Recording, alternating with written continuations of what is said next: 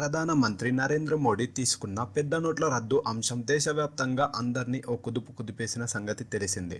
మోడీ తీసుకున్న ఈ నిర్ణయం నల్లబాబుల నడ్డి విరుస్తుందో లేదో తెలియదు కానీ సామాన్య ప్రజానీకానికి మాత్రం చలికాలంలో చెమటలు పట్టిస్తుంది.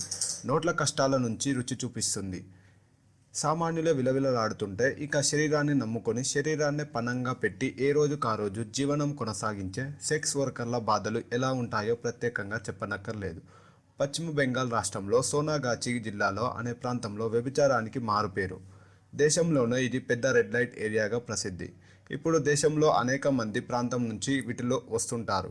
ఈ ప్రాంతంలో అనేక మంది మహిళలు వ్యభిచారం చేస్తూ జీవితాన్ని కొనసాగిస్తుంటారు. కానీ పెద్ద నోట్ల రద్దు వారి పొట్టకొట్టింది. వ్యభిచారానికి మహిళల దగ్గరికి వచ్చేవారు పురుషులు 500, 1000 రూపాయల నోట్లు తీసుకొస్తుండడం ఈ పరిస్థితి నెలకొనింది. పాత నోట్లను తీసుకుంటే వాటిని మార్చుకునేందుకు వారికి తల ప్రాణం తోకెకి రావడం ఖాయం. దీంతో వారు కస్టమర్లను దూరం చేసుకోవడం ఇష్టం లేక వ్యభిచారాన్ని అప్పుగా ఇస్తున్నారట. తమ వద్దకు రెగ్యులర్గా వచ్చే కస్టమర్ల కోసం మహిళలు ఓ బుక్ను పెట్టుకొని అందులో విటులు ఎన్నిసార్లు వచ్చిందో నోట్ చేసుకుంటున్నారట. కొత్త నోట్లు వచ్చాక తమకు ఇవ్వాలని వారు చెప్పుకొచ్చారు. సోనాగాచి జిల్లాలో మాత్రమే ఈ పరిస్థితి ఉందనుకుంటే పొరపాటే. వ్యభిచారమే ప్రధాన వృత్తిగా జీవనం కొనసాగిస్తున్న వారి పరిస్థితి దాదాపు ఇంతేనని విశ్లేషకులు భావిస్తున్నారు. Thanks for watching. నచ్చితే లైక్ చేయండి, షేర్ చేయండి. మరిన్ని అప్డేట్స్ కోసం మా యూట్యూబ్ ఛానల్ని సబ్స్క్రైబ్ చేయండి.